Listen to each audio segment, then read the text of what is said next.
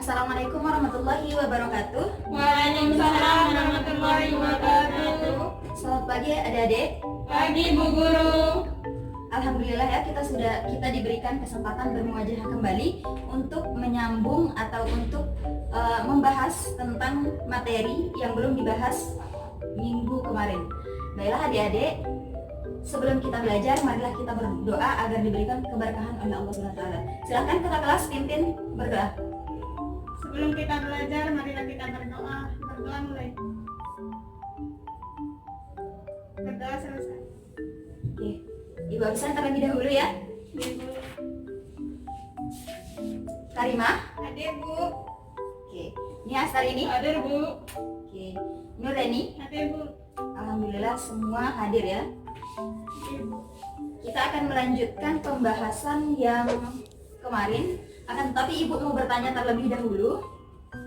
Tadi ketika di jalan menuju sekolah nih adik-adik, di perjalanan itu memperhatikan apa kira-kira? Apakah memperhatikan bapak tukang cilok? Atau mungkin adik-adik memperhatikan hijau-hijauan dan daun-daunan? Atau cuma jalan gitu nggak perhatikan apa-apa? Pasti banyak ya adik-adik temukan hijau-hijau, tumbuh-tumbuhan. Nah, yang akan kita pelajari pada pagi hari ini yaitu tentang dunia tumbuhan yang berada di sekeliling kita sangat banyak. Nggak luput.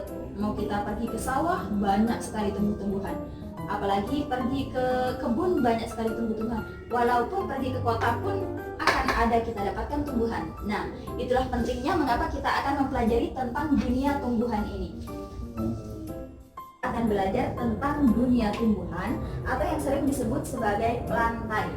Jadi jika minggu kemarin kita belajar tentang animalia, kemudian apa saja ciri-ciri dari animalia, pengklasifikasian dari animalia. Nah, begitu pun dengan sekarang kita akan mempelajari tentang ciri-ciri dari tumbuhan, kemudian pengelompokan tumbuhan dan juga manfaat-manfaat dari tumbuhan yang nantinya dengan pengetahuan kita ini kita akan dapat mengelompokkan tumbuhan yang ini masuk ke sini loh. Kemudian tumbuhan yang ini dia itu termasuk ke dalam jenis yang ini. Kemudian setelah kita mengetahui ciri-ciri dari tumbuhan itu, maka kita akan dapat mengetahui dia itu termasuk ke dalam tumbuhan apa. Baiklah, untuk yang dunia tumbuhan ini dia dikelompokkan menjadi dua. Yang pertama ada Atrasiophyta.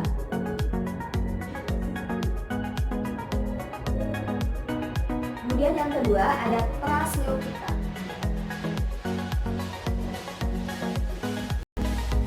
Seperti yang Ibu sudah sering sampaikan, di dalam biologi jika ada kata A sebelumnya masuk ke artinya tidak.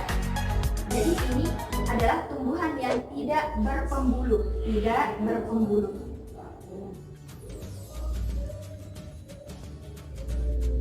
Sedangkan yang Praseophyta ini kan nggak ada A-nya nih, berarti dia itu adalah tumbuhan yang berpembuluh. Nah, kemudian apa sih maksudnya Bu tumbuhan yang tidak berpembuluh itu? Jadi tumbuhan yang tidak berpembuluh adalah tumbuhan yang tidak memiliki jaringan pengangkut berupa xilem dan floem. Dia dibagi hanya pada satu jenis tumbuhan, yaitu pada Bryophyta atau tumbuhan lumut.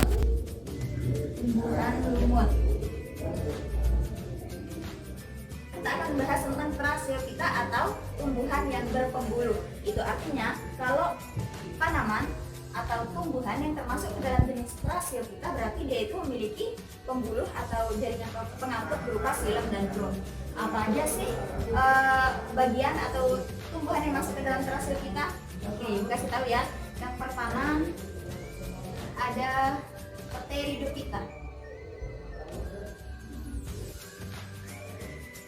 Pernah dengar kan? Nah, jadi Pteridophyta atau tumbuhan paku. Iya. Tumbuhan paku. Kemudian jenis yang kedua yaitu Spermatophyta.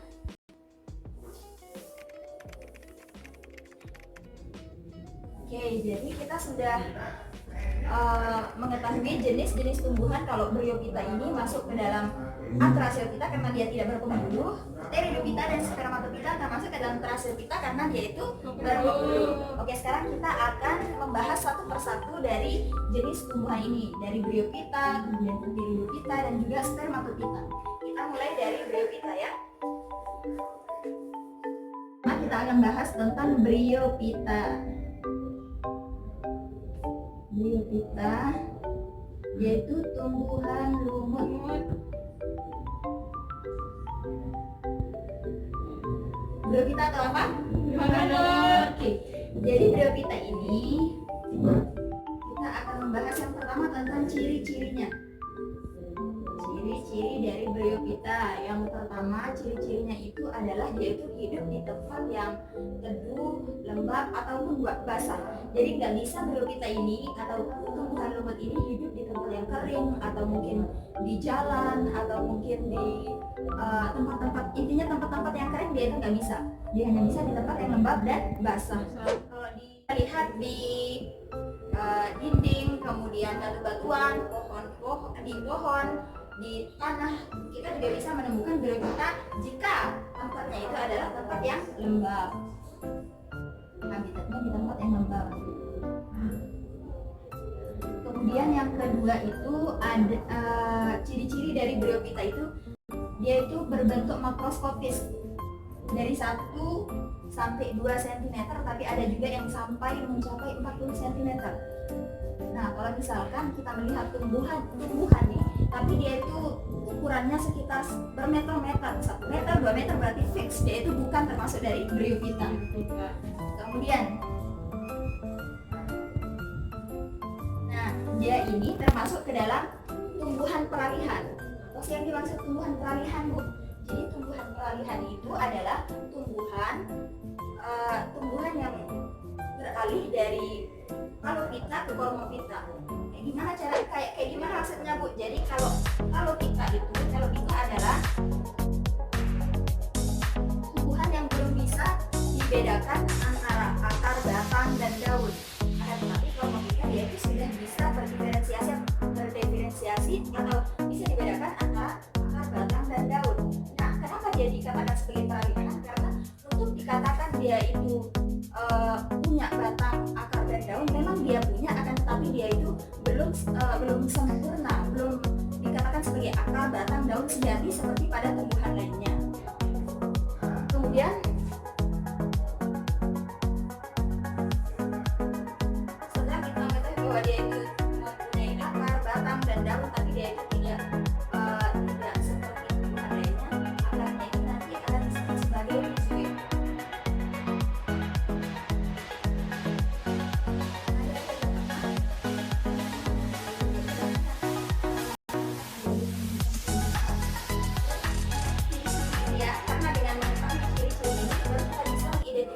Dia itu termasuk ke dalam Bryophyta atau mungkin termasuk ke dalam Pteridophyta yang belum kita sebutkan.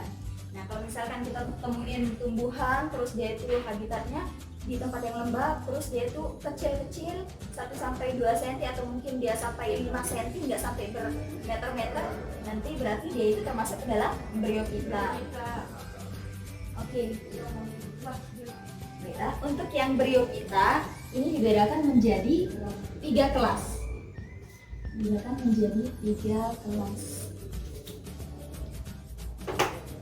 Yang pertama itu ada Hepaticopsida. Ingat kan kalau disebut-sebut tentang hepa itu pasti hati. Nah, Hepaticopsida adalah lumut hati, biar cepat ingat. Kemudian ada Anthoceratopsida.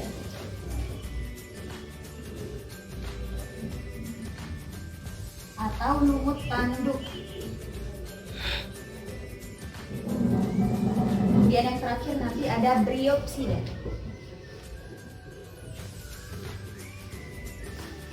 Lumut daun. Coba nih Astar ini bilang, sebutkan Ibu berapa kelas dibagi Bryophyta? Dibagi 3 kelas. Ya. Yang pertama itu Hepaticopsida, yang kedua Anthoceratopsida, yang ketiga Bryopsida. Tidak. Oke, jadi yang ketiga kelas ini dia memiliki ciri masing-masing lagi. Seperti hepatikoksida ini dia berbentuk lembaran, sehingga nanti di lumut hati ini dia nggak memiliki batang.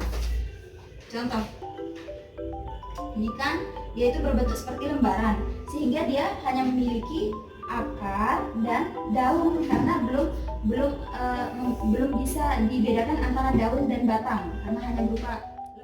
Untuk kelas yang kedua yaitu Anthoceratopsida, agak sulit ya, tapi adik-adik harus hafal karena kalau nggak hafal bisa nggak bisa jawab soal. Anthoceratopsida atau lumut tanduk. Nah, seperti namanya dia itu seperti tanduk bentuknya kayak gini. Nah, kayak tanduk kayak gini.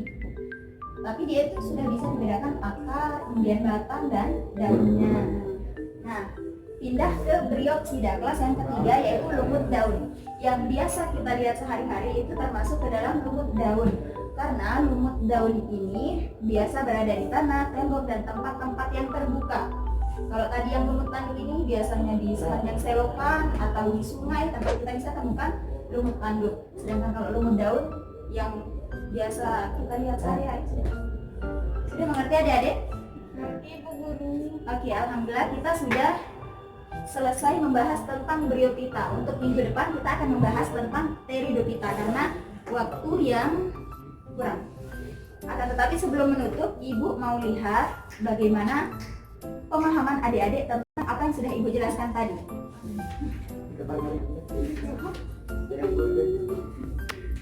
Coba Nias kali ini bisa sebutkan Ibu berapa tumbuhan itu dibedakan menjadi berapa kelompok?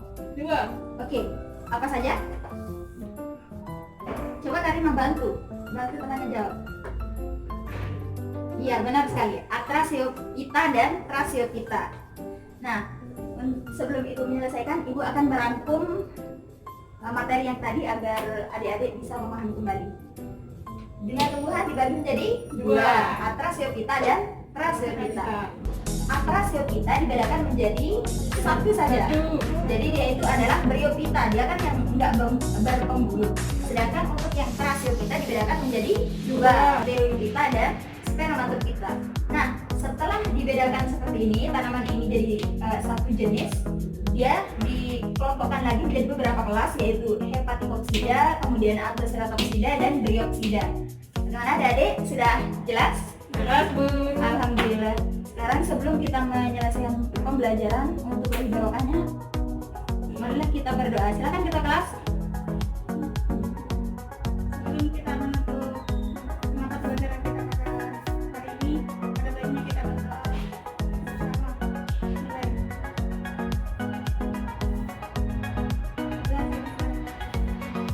Sekian dari Ibu. Lebih dan kurangnya mohon maaf. Assalamualaikum warahmatullahi wabarakatuh. Waalaikumsalam warahmatullahi wabarakatuh.